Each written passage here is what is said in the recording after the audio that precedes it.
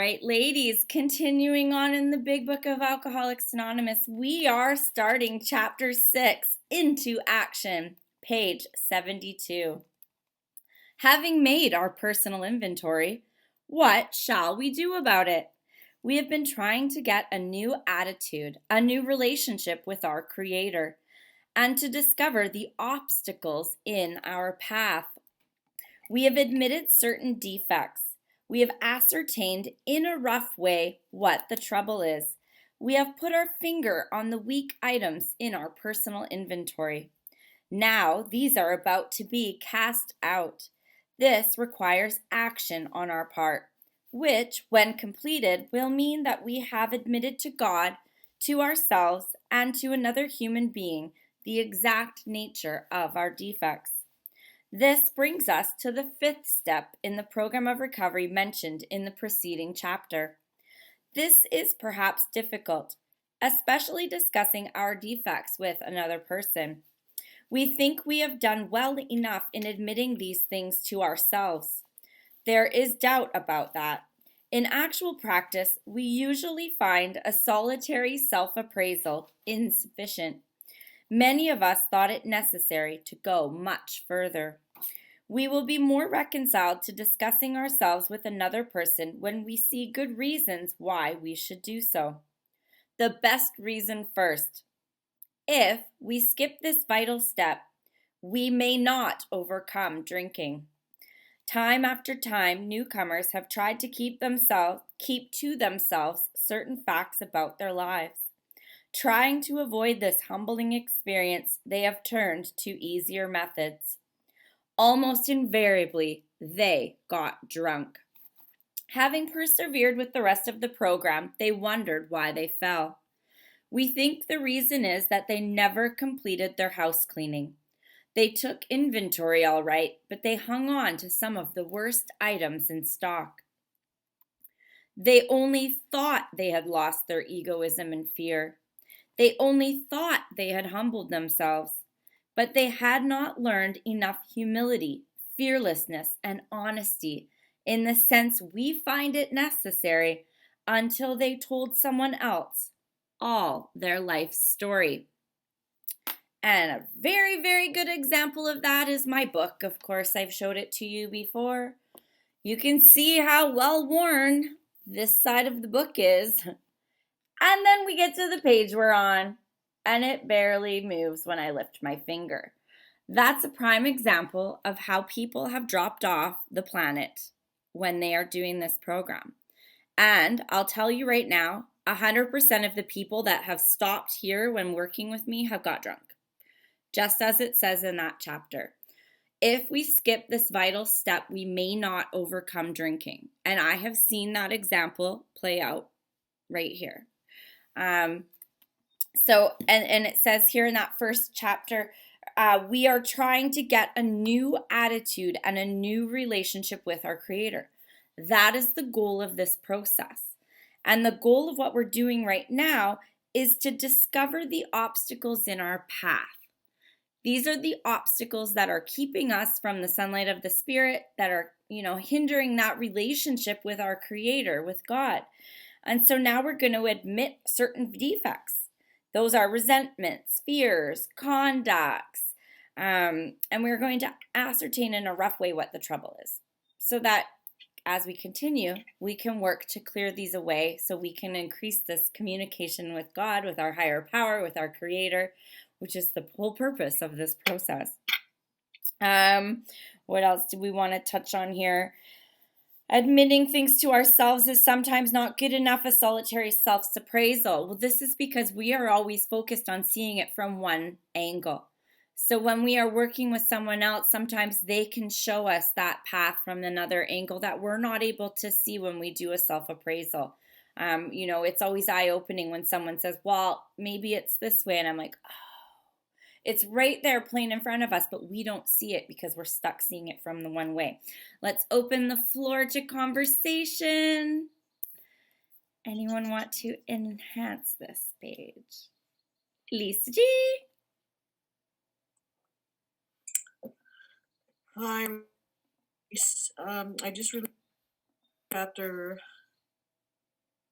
the paragraph in chapter 6 where it speaks to in actual practice, we usually find a solitary self appraisal insufficient. And in my case, it was the first step 4 that I did in Winnipeg with a guy. It took multiple chunks. It took about 9 hours to do that step 4. And when it was done, he said, "Next time we get together, you'll hear some of my stuff." And I just thought that was so humbling of that rabbi who has taken those names and events to his grave. And I'm just really glad I sought religious counsel and I have been seeking religious counsel for all my fives because I can hardly wait for the step 5 promises, but we're not there yet. I'm going to hold tight. I'm going to keep my seat. Thank you so much, Lise. Leslie, you can unmute yourself. I think, like Leslie Alcoholic, for me, I was at a meeting and they were talking about defects of character. And I thought, well, what does that mean? I actually had to Google it when I went home. And I thought, really? And, I've just got it up I just Googled it again. And I was surprised at how much of that stuff that we hang on and that we, like I would, shoot out there into the universe to other people. But a lot of it directed towards myself, I found, like self-incrimination and, I'm not good enough. I'll never be good enough. Trying to prove something to other people that I could do it when I couldn't, and I think it was just being really hard on myself, putting myself in that position and then, like it says, evasiveness, I would just like try to stay away from the problem at hand because I didn't want to tackle it because of fear. I wouldn't do it right or whatever that situation was in my life. I still have that problem because of my brain injury, but I mean, I just got to overcome that fear and just get into it. So that's the way I see it today. Thank you so much. Karen. Can you hear me? Sure can. Okay, good. Thank you. So this is really important that I share what I experienced in my work. I had to go through the 4th step a couple of times, and I had to tell somebody I trusted. So I had to go to a priest to discuss several of these things, and I was able to actually disclose what had happened to me that I didn't feel comfortable telling another human being, and it worked. And he was very kind, and he was actually more interested in forgiving the other person, which I thought was really interesting. But it helped me a lot talking to another person who was willing to listen. That's all. Thank you so much. And yes, we'll be getting into who the listening people are as we go through the next few pages. Linda. Let me unmute myself. Gotcha. Hello, everyone. Yeah, so, hi, Kimberly. I like Into Action because I know it's basically just step 5. And for me, just like the woman that just spoke, I had to make a decision for myself about getting honest and about trusting, because I always had trust issues. And so prior to giving my sponsor, freeing myself with her, I had a therapist that I was able to touch on a lot of different things with. So when I revealed these things to my sponsor, we sat there, we prayed before, and it was like I trusted her. And she shared some things with me, and it just made it more easier. So that's what I got out of that. When you talked about getting honest, being humble, and self-evaluation meant nothing, because I could have sat on my own self-appraisal, but of course I'm never, I always put myself higher than what I'm supposed to be because of expectation. So I like this, and I just like the fact that I was able to free myself. with sharing with my sponsor, and that I could trust her. And no matter what, even if I go somewhere else, I believe that she'll keep what I shared.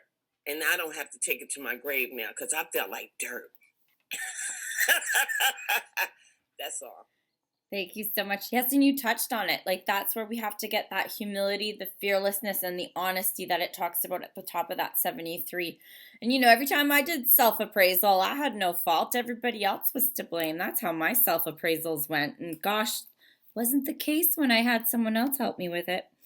All right, I don't see anybody shaking their hands. We're going to keep going. All right, more than most people, the alcoholic leads a double life. He is very much the actor. To the outer world, he presents his stage character. This is the one he likes his fellows to see. He wants to enjoy a certain reputation, but knows in his heart he doesn't deserve it. The inconsistency is made worse by the things he does on his sprees. Coming to his senses, he is revolted at certain episodes he vaguely remembers. These memories are a nightmare. He trembles to think someone might have observed him. As fast as he can, he pushes these memories far inside himself. He hopes they will never see the light of day. He is under constant fear and tension. That makes for more drinking. Psychologists are inclined to agree with us. We have spent thousands of dollars for examinations. We know but few instances where we have given these doctors a fair break. We have seldom told them the whole truth, nor have we followed their advice. Unwilling to be honest with these sympathetic men, we were honest with no one else. Small wonder many in the medical profession have a low opinion of alcoholics and their chance for recovery. Well, that's true. I was a double life leader. Double life wasn't the half of it. I had like quadruple lives. I had many, many lives, many, many masks. And it was always, am I going to get found out? Am I going to tell you a story and then forget it and then get found out? Because I wanted to fit in everywhere I went. I wasn't happy within myself. The inconsistencies made worse by the things we do on our sprees. The things I would do when drinking and blacked out. It got to the point where I actually hit the fuck it button and I was just like, yeah, I didn't even apologize for it anymore. Like, past the point of incomprehensible demoralization where I was just like, that's just how it is. Deal with it. The shame was actually gone. I had gone that far down that it was just like, that's how it is. That's how it is when I drink. Deal with it. Don't deal with it. I don't care. And that's a very sad place to get to. Those psychologists that we pay thousands of dollars on throw treatment centers in the mix, right? We didn't tell the truth to anyone. We didn't tell the truth to our doctors. We certainly didn't follow their advice. And yet I don't understand why I still have a problem, right? Like, you're prescribing me these anxiety pills and these antidepressants, and I'm abusing them, and I'm still taking my alcohol and my drugs, and I'm still doing this and that. I'm telling lies to my therapist. Run the gamut. We do this. This is what we do. We've never told anybody the whole truth.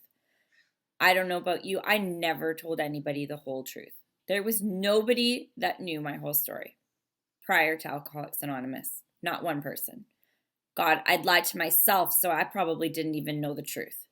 Lisa G? Yeah, so in the 90s, when I first had the light bulb go on that I actually needed to undertake these steps if I was actually going to get better. I was in therapy in a therapeutic model, and she said I might have more success with you if you weren't drinking. And there's a women's center just around the corner from my office where they're trying to not drink. And my biggest fear was going in there and seeing somebody that I would know from work, and if my worst fear was realized. But that's not really what I wanted to speak to. What I wanted to speak to here is that it says that they only thought that they had lost their egoism and fear. They only thought that they had humbled themselves. And for me, it was really, I had to act my way into right thinking. I didn't come in wanting to think differently. I thought that I was right all the time. So why would I want to think differently? And I balked at management issues in step 1, and I balked at crazy issues in step 2, and then I balked at this care of God business I heard about that was going to help me with all of my problems, not just one. And then I had to do that process we just have been talking about for weeks. And then here we are. They knew I was a drug, whether I had admitted it or not, because people observed me at the bar after I was selling them by day. So much to my chagrin, and though I didn't give anybody permission, I was seen and I was pulled on. That's alcoholism. Whether I give you permission or not, I have it. Whether or not I think I'm seen and felt when I'm in my cups, I am. But if I do the do and do the writing and talk about it, we're going to get to step 75 eventually. Okay, back to the sharing. Caitlin? Is it Caitlin? Yeah, it's Caitlin. Hi, I'm Caitlin. I'm an alcoholic. I was like, I have almost 4 months. I'll have 4 months on the 19th. And prior to this, I was hiding.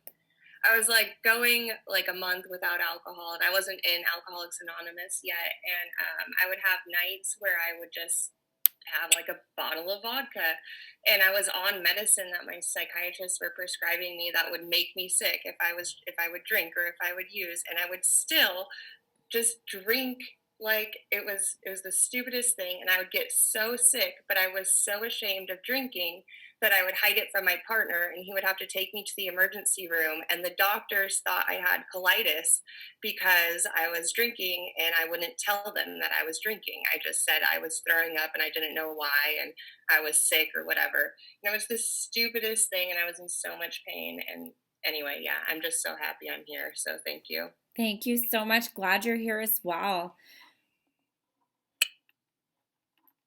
Sorry, something just popped up.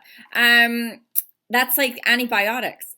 I don't understand why I'm not getting better. I'm taking the antibiotics. Well, it says clearly on the container, do not take with alcohol. Yet I'd never get better while I was on them. Annette.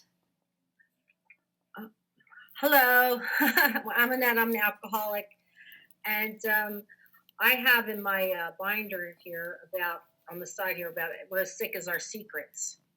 So that's like when I came true to my sponsor about some of my character defects and stuff. I didn't even realize it, and like you said, how they put a different light on it, you know, because if you don't discuss it and get feedback, you don't really know. Sometimes you don't think you're sick because that's your normal. You know, so I just wanted to share that. Thank you.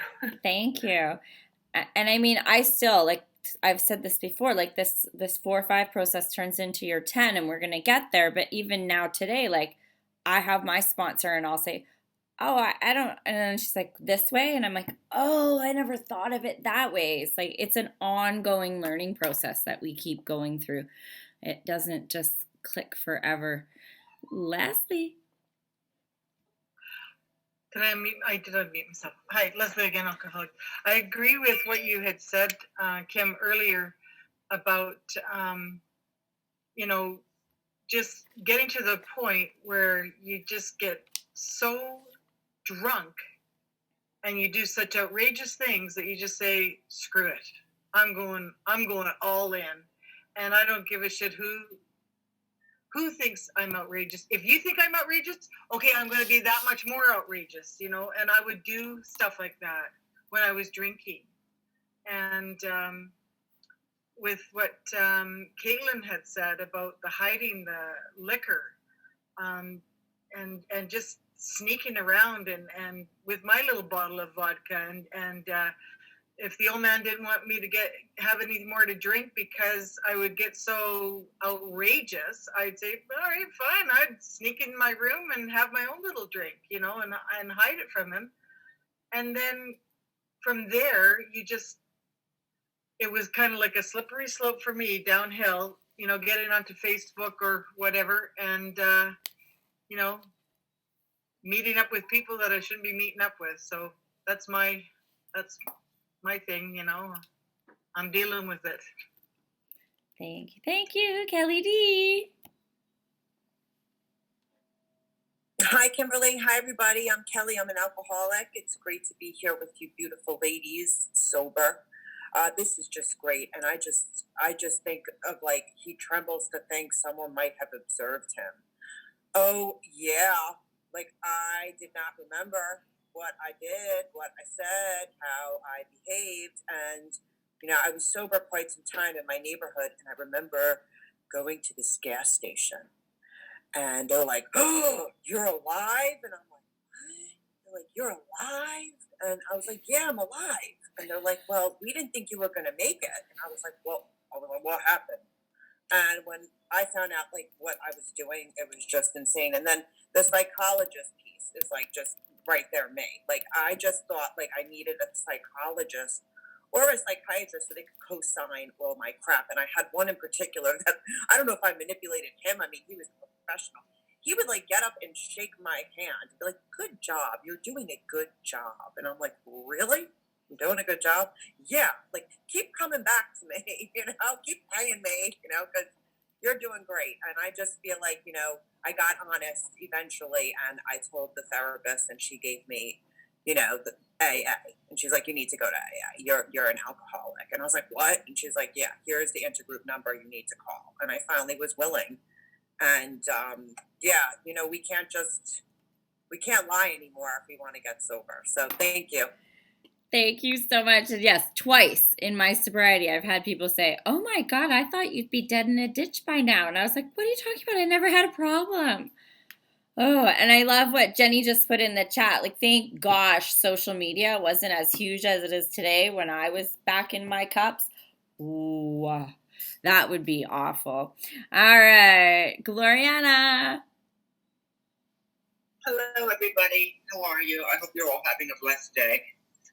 This is such a wonderful meeting. Oh my God. Yeah, I used to suffer horrible anxiety attacks, like panic attacks, like unreal. And of course, that was from pushing stuff inside of me. And then I was very depressed, and I was so blessed to have a therapist that was a lot smarter than I thought I was, let me tell you. And she'd always say, "How much did you drink? What you drink? What you drink?" And I was drinking often to keep the anxiety away. And she was very sharp and knew her AA and all this and such, and ACOA. And yeah, thank God there was no social media back in my day, The thing is that, but I did stuff so deep inside of me. She finally gave me this exercise which works. It's a great metaphor of the Petrushkas, the Russian dolls, the nesting dolls.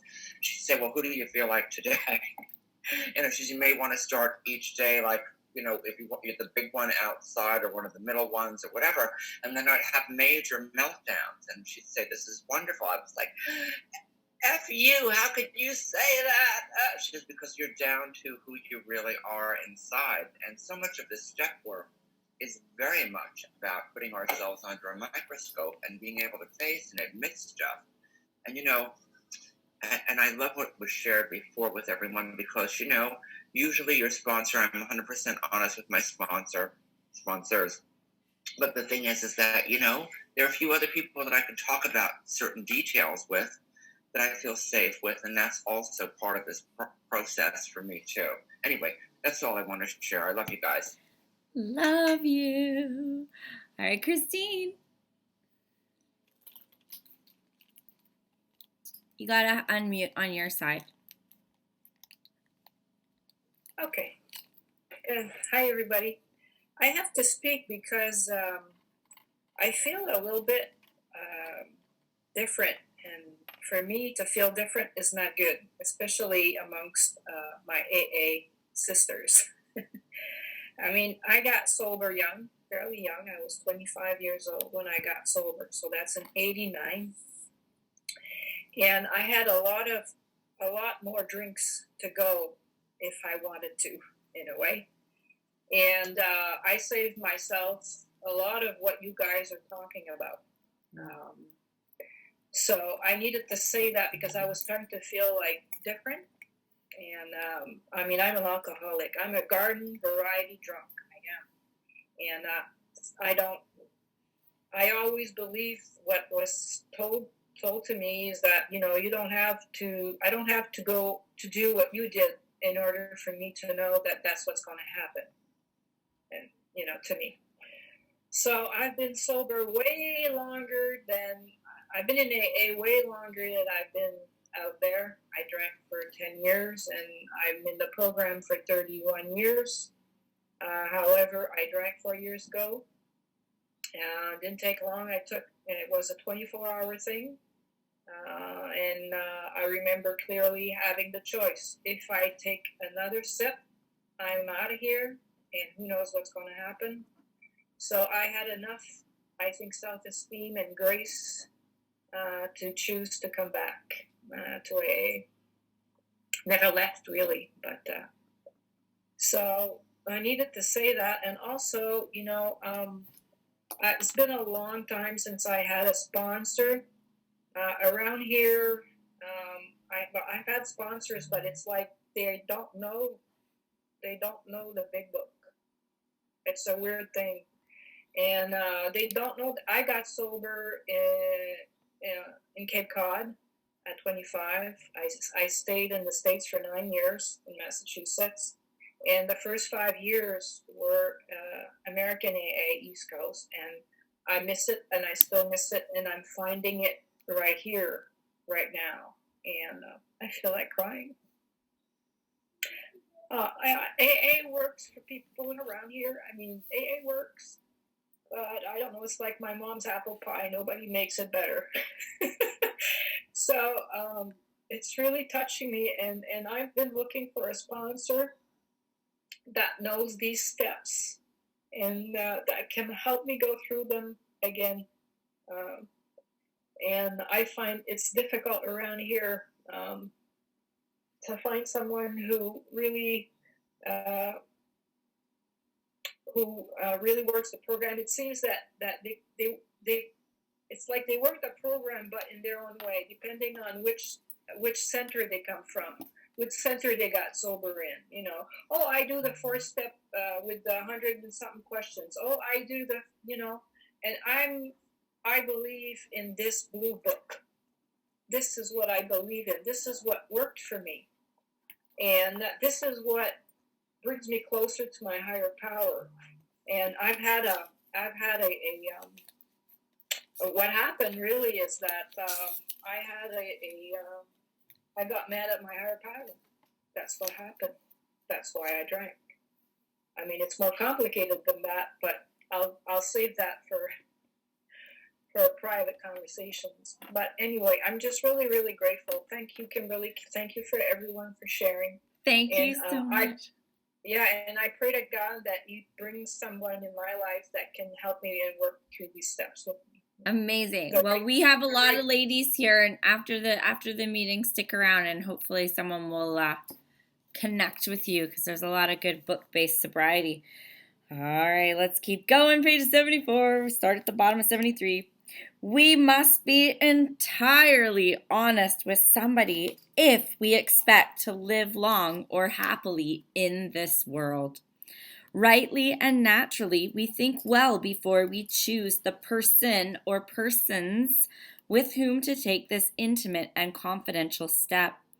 Those of us belonging to a religious denomination which requires confession must, and of course will want to go to the properly appointed authority whose duty it is to receive it.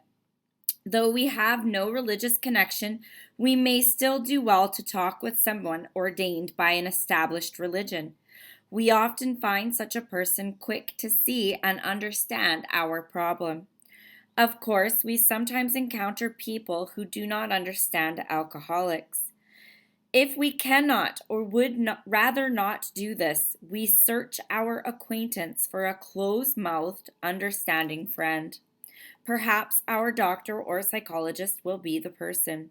It may be one of our own family, but we cannot disclose anything to our wives or parents which will hurt them and make them unhappy. We have no right to save our own skin at another person's expense. Such parts of our story we tell to someone who will understand, yet be unaffected. The rule is we must be hard on ourselves, but always considerate of others. All right, we're going to have a good old conversation about who we talk to. So it starts at the top and it says we want to think well before we choose the person or persons with whom we take this intimate and confidential step. I suggest having meditation with God and seeing what comes to you in that meditation. I do like to point out that it does say person or persons. Myself, I have done my step 5 with another alcoholic in the fellowship in its entirety. But some of us may have things that we cannot tell another alcoholic because the statute of limitations may not have run out. In that case, and this is more prevalent in men than women, but some of us may have a criminal background. If the statute of limitations has not run out, please don't share those things with another alcoholic. Please share those with someone who is bound by their ordained minister status or by their profession to keep those things in confidence. Just an FYI. If you are within a religious body, you can do this twice. I do know many people who will do this with their religious person as well as with another alcoholic to have the full experience of having that religious confession as well as the alcoholic step 5 experience. There is not just one way to do this. There's many ways to do this, but it's important to find that closed-mouth understanding friend. And this person should be a person not affected. So if your AA fellowship sponsor is a friend of your family or of your spouse or partner, you do not want to share with them intimate details that could have an effect on their relationship with your partner or your family. So we must find an unaffected person. This also applies later in step 10 when we talk about doing this daily. So just keep that in mind. We want to find someone who will understand but be unaffected. What else am I missing that I wanted to say? Not sure. Let's open up the floor. Someone might trigger a memory if I forgot anything. Linda Kay. Hi, everybody. This is such an awesome part. I love this and the fact that I have to revert back to my sponsor. And when it says on page 74, if we cannot or would rather not do this, we search for our acquaintance for a closed-mouth understanding friend. And it took me a while because I'm not a first-time winner. So the first time I came around, I tried to pick a sponsor and it didn't work. She got hurt and she left the area. This time around, first of all, my therapist was one of us. So she had over 30 years. So in sharing some stuff with her, I still wanted to, just like you said, people go to ministers or a priest and this and that, but I wanted to follow the program.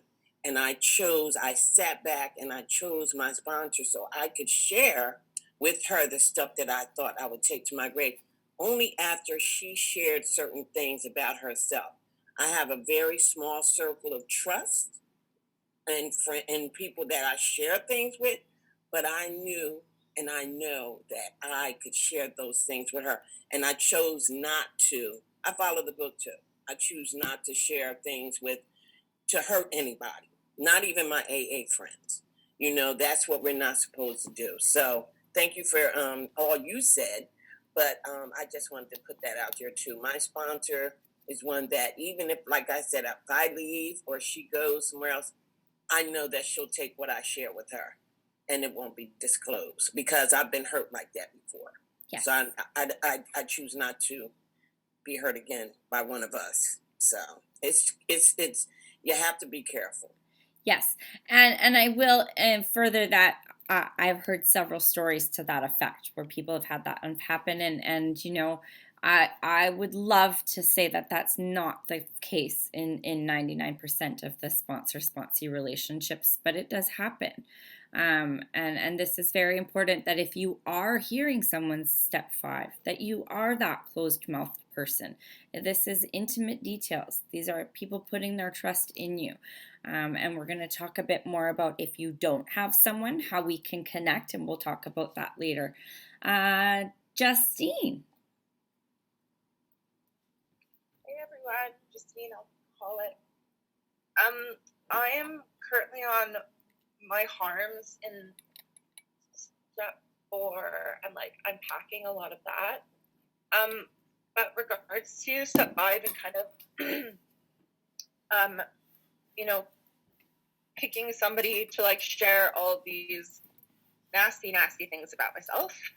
I find like for me, I'm more so feeling like guilty about sharing that with another person, because I feel like for me, I guess like it's something that I definitely feel like if somebody were to share those things with me, like I wouldn't judge them.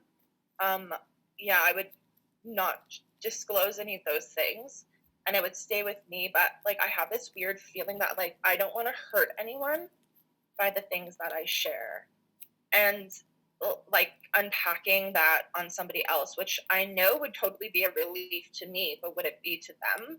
So it's kind of like my struggle in like I've been kind of going over it in my head, and I'm like, I've done like little step 5s here and there, so and that's felt good, and like some of those were pretty bad, and it's like the people I've shared those things with still love me. So I mean, I think it's just something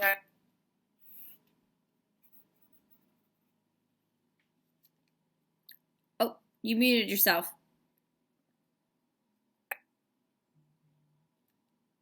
Are you there? Oh, yeah. Did I stop? Somebody was calling me, so maybe it just muted me. Oh yeah, no, you were just at the end. But can I share I have 2 experiences with that to share with you.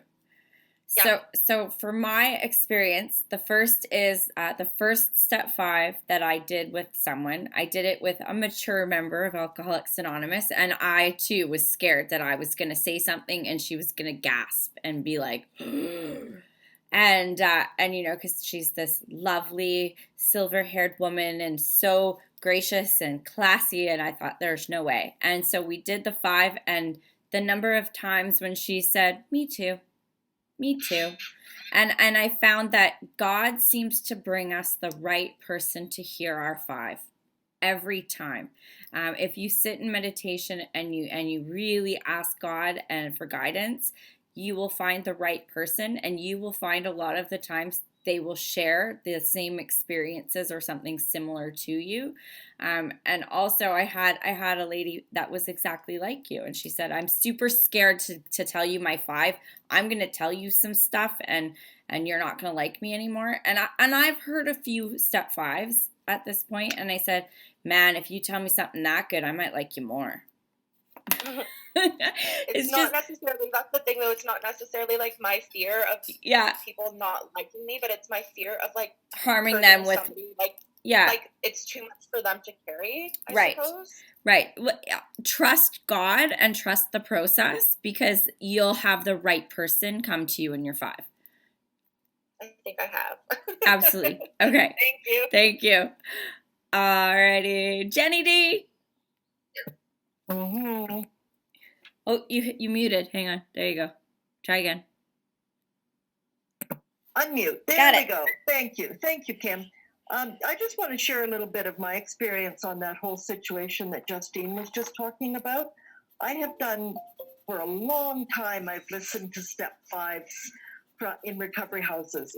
They bring somebody into a women's recovery house to listen to their step 5, and then sometimes I would see in the community, I would see some of these women, young women, older women, everybody, maybe out at a meeting, and they would look at me, and I know they would think, "Oh, there's that woman that knows everything about me, and oh my God, what must she think," or whatever. And I would look at them going, "Oh, I know the face," but there is absolutely, because when you've been around in this working, find someone that has been working the program for a little while, because number 1, nothing is shocking. Number 2, we're not going to carry that stuff. Literally, all it does is goes from my ears to God. That's it. It's just the right person listening to your 5 will look at you 2 weeks later and will not be able to remember, "Oh, there's the one that did this, and this." I don't carry other people's stuff. I learned that here. And so I just pray for you that you find somebody, Justine, that, maybe will not carry your stuff. And like what Kimberly said. Yeah. So, yeah. Okay. Yeah, I did that too. Yeah, I remember that. My stuff that I took to my first step 5, I thought my sponsor I couldn't look up. I thought she was going to gather up the dishes and say, you have to leave now. And she just smiled and said, yeah, me too. So you don't worry about someone carrying your stuff. The right person you won't be affected by it. They'll just love you more. And then the next morning they'll wake up and forget.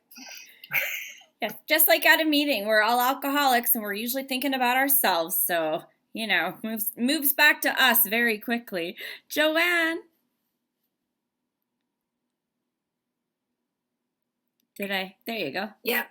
Hi, I'm Joanna. I'm an alcoholic addict, and I just wanted to share my 5th step experience because it profoundly changed me. I got sober in a young people's group, and there was a woman like in her 30s, and in her story, she was a badass. But the woman that I knew was very different, and she seemed kind. And so I figured that she could handle my story. My ego was there. And so I met with her, and I wanted her to be shocked. I wanted her to gasp. I figured she had seen everything. So I just wanted to be a badass. And when I got done with my 5th step, she said to me, your story is so sad. And I wanted to friggin' kill her. I was so mad because the truth was that it was sad. It wasn't badass. It was just really sad. And then when I told her my deepest, darkest secret, and I thought nobody had experienced this, and she, like God provides, and she said, holy shit, that happened to me. And in a roundabout way, and we found commonality. And so I was done with my 5th step. And then she said, let me share something. I'm going to share something that happened with me. And my face, the world can see what I think by my face. And she told me her secret, her story of something that happened while she was drinking. And all I remember saying to myself is, do not express anything on your face. Do not hold it in, because I was so unbelievably shocked. I was shocked. I was overwhelmed. And then, as she continued to talk, I had this feeling of forgiveness. I was not in a position to forgive her, but I felt forgiveness because I saw the woman in front of me that I had picked to tell my 5th step, who I admired, who was strong, who had come from hell and back. And she told me this story, and I just felt forgiveness. And then suddenly it dawned on me, like, if I can forgive someone who did that, then maybe I can forgive me.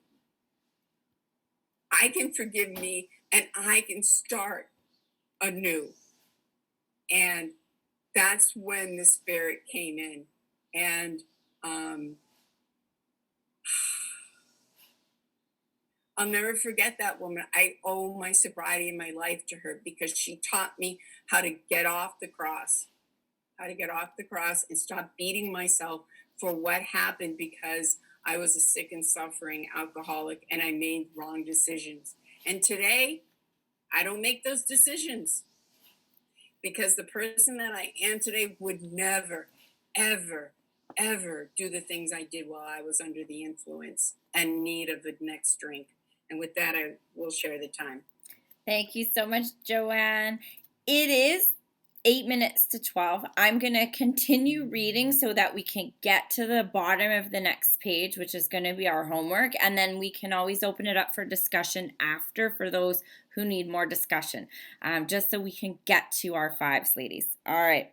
Notwithstanding the great necessity for discussing ourselves with somebody, it may be one is so situated that there is no suitable person available. If that is so, this step may be postponed, only, however, if we hold ourselves in complete readiness to go through with it at the first opportunity.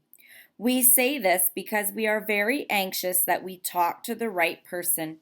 It is important that he be able to keep a confidence, that he fully understand and approve what we are driving at, that he will not try to change our plan. But we must not use this as a mere excuse to postpone. When we decide who is to hear our story, we waste no time. We have written an inventory and we are prepared for a long talk. We explain to our partner what we are about to do and why we have to do it. He should realize that we are engaged upon a life and death errand. Most people approached in this way will be glad to help. They will be honored by our confidence. We pocket our pride and go to it, illuminating every twist of character, every dark cranny of the past. Once we have taken this step, withholding nothing, we are delighted. We can look the world in the eye. We can be alone at perfect peace and ease. Our fears fall from us. We begin to feel the nearness of our Creator. We may have had certain spiritual beliefs, but now we begin to have a spiritual experience. The feeling that the drink problem has disappeared will often come strongly. We feel we are on the broad highway walking hand in hand with the spirit of the universe. Returning home, we find a place where we can be quiet for an hour.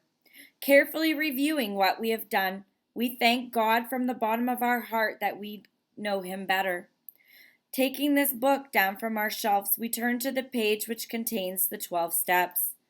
Carefully reading the first 5 proposals, we ask if we have omitted anything. For we are building an arch through which we shall walk a free man at last. Is our work solid so far? Are the stones properly in place? Have we skimped on the cement put into the foundation? Have we tried to make mortar without sand? All right, we'll break it down and we'll talk it out.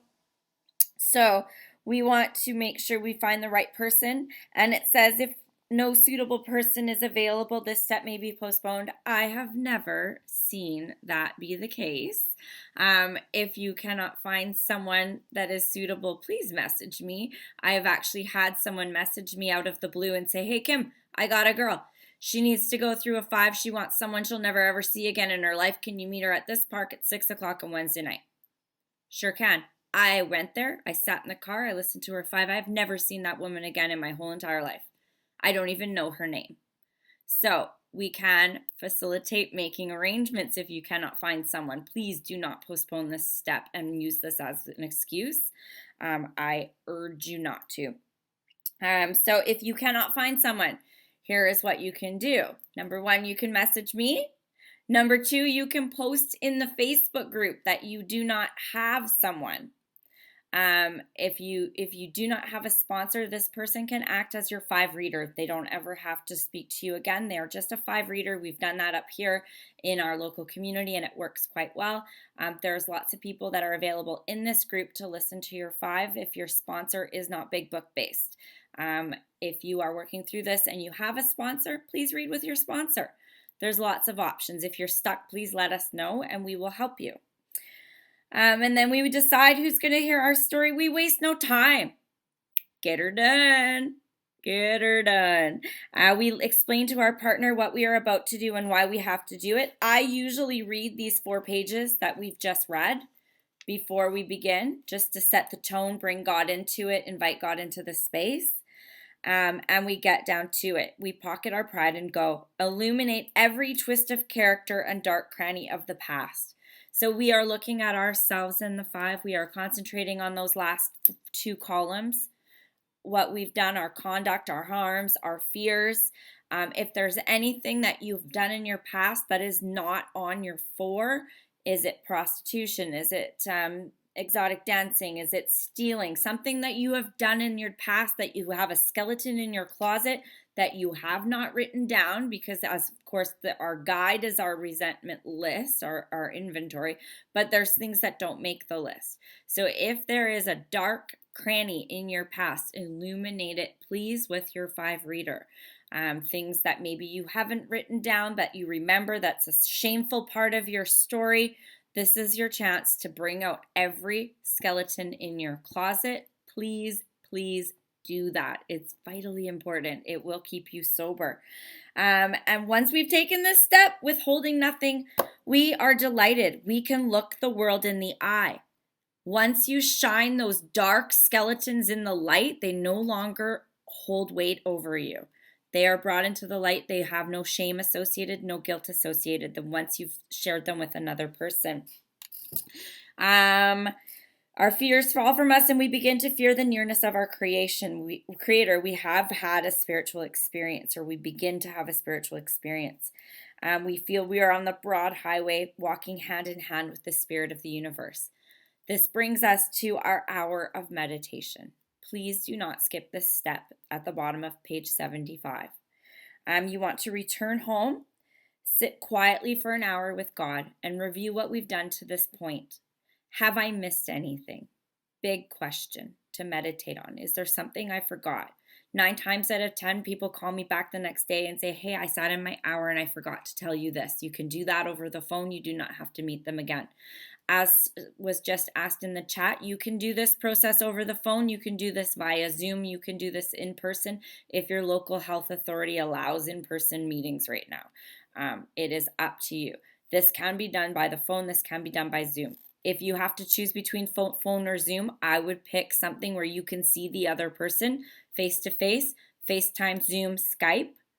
That is going to probably be the best bet at this point in time in the universe. Carefully review the first 5 proposals on page 59.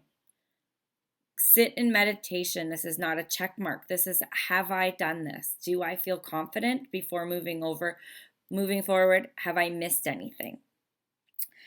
We are building this arch through which we shall walk a free man. Is our work solid so far? Are the stones properly in place? The stones are found. Page 12, foundation.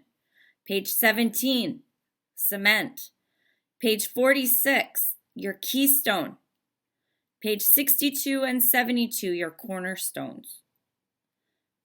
Have I put these stones in place? Have I built my arch of which I'm going to walk through to freedom? We're just solidifying step 2 and step 3 in those stones and your foundation. All right, I will repeat it. Page 12 is your foundation. Page 17 is your cement. Page 46 is your keystone. Page 62 and 72 are your cornerstones. And that foundation is going to come with those absolutes, the honesty, unselfishness, purity, love. We want to be open-minded and willing. All righty. Questions, comments, concerns? Connie.